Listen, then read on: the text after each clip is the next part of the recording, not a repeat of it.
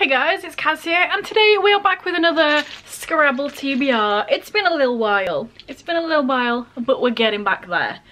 I do have a few little changes that I'm making to it, which I'm going to explain right now. So, first of all, I'm still going to be picking out 7 tiles, because that's how many tiles you use on a Scrabble game.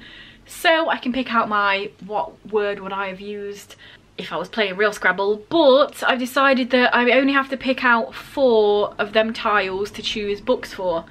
A few reasons for this. Number one, I don't necessarily have books that fit all of the letters anymore. I mean, last time I picked out Q and I have literally no Q books. So it gives me a little leeway that 3 of them I don't have to choose, 4 of them I do. The second reason is because I have a bunch of books that I potentially would need to get to review or whatever, so I don't want the 7 in here to be completely different to the ones that I actually have to read for review or on my 2021 TBR. So that is the first thing. Still picking out 7, but I get to choose 4 of those 7, and those are the books that I'm going to pick. The second thing, kind of the same as before. There are 2 blank tiles in here. If I pick out one of them blank tiles, I have to add a book. It's not very often that happens. But if I do that, then I have to pick out another tile rather than using one of the 3 I already have. And then that tile is the specific one I have to add. I hope that makes sense. It probably won't even happen because there's 2 out of 100 in here. But if it does, you'll see. You'll see what I mean. But without further ado, let's get to picking.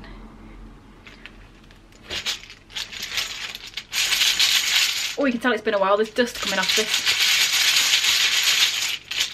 So, 1, 2, 3, 4, 5, 6, 7. Oh, I almost picked 8 then. 7. That's the right number. Stop. I've got 7 tiles. So, we have an N, a D, an F, a Z, a D, an S, and an I. Only 1 vowel, not very easy. So if I was starting Scrabble, I would probably put down find, which would give me 16 points. I would save that Z for later, try and hit a triple or a double or something. Speaking of Zs, that's probably one of the ones I'm not going to choose. We'll see. Maybe I'll have a look, but I don't know if I've got anything for a Z. So it's a good job I've just changed this. So I'm going to have a look around at all my books. I'm going to pick out some. I'm going to have a look at all of the letters. I haven't decided which ones I am or I'm not going to choose yet, apart from the Z. And yes, then I will be back with my TBR. So while I do that, here is a message from one of our sponsors, and then I'll be back with the books. Yeah.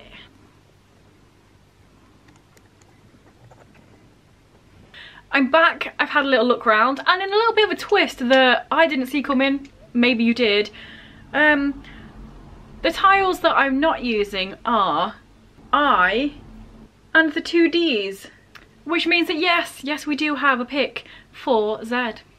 Imagine that.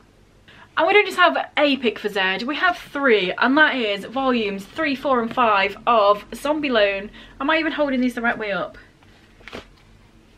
No, I am not. So yes, this is a manga series. I read the first 2 quite a while ago, so I figure I should probably get these read.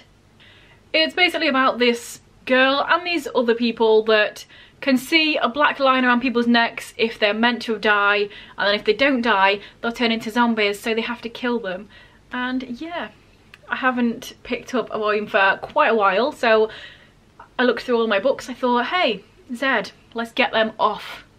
Maybe I'll even do a small book project reading these, we shall see. But quite a few of the other books I've picked are quite small as well, for reasons. Let's get on to the next one. So next up for F, I have Fight Club by Chuck Palahniuk, and this one is quite small. I've seen the film many times, so I know what happens, even though I have heard the book is a bit different, like the ending's different. We shall see. And yeah, it's about Fight Club, and it's all psychological and weird, and I can't wait to read it and see if I like it, because Kat over at Brews and Reviews absolutely hated this book, so I kind of want to just do it to see if I also hate it.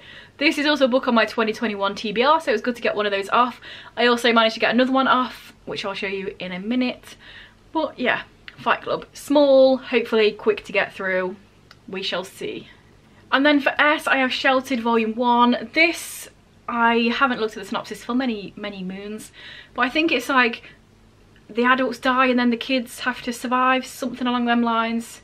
Post-apocalyptic type of thing. I've just read the back. It's literally the opposite of that. So all the men and women have been preparing for a time so they can have all the supplies and the guns and the weaponry to be able to fight off stuff. But then he says they could never have expected the threat of their own children. So it's like the opposite of what I just said. The kids are the scary ones, not the surviving ones. Interesting. And then for N, this is the reason I decided to go with loads of small books, and that is because I want to read Nansen by Roland Huntford. This is a big chunky book. I think it's over 1,000 pages. Some of those pages, oh no, it's not too bad to be fair. Like all of this is all sources and stuff. So I think it's only just about 650, 670 pages. It's not too bad. But this is a biography about Fridtjof Nansen, who was a Polish? That is not how you say words. He was a Polish explorer who explored the North Pole. A Polish explorer, oh my god. Let me try again. He was a Norwegian explorer who explored the North Pole. He also was into politics a lot, and there's all sorts of different things in his life. He had the Nansen passport, so people who were displaced from countries and then didn't have a state, so they couldn't get things, he created the Nansen passport so they could have a passport and be able to go places and not be stateless. So there's a bunch of different things that he was into and did, and I'll be interested to get this read.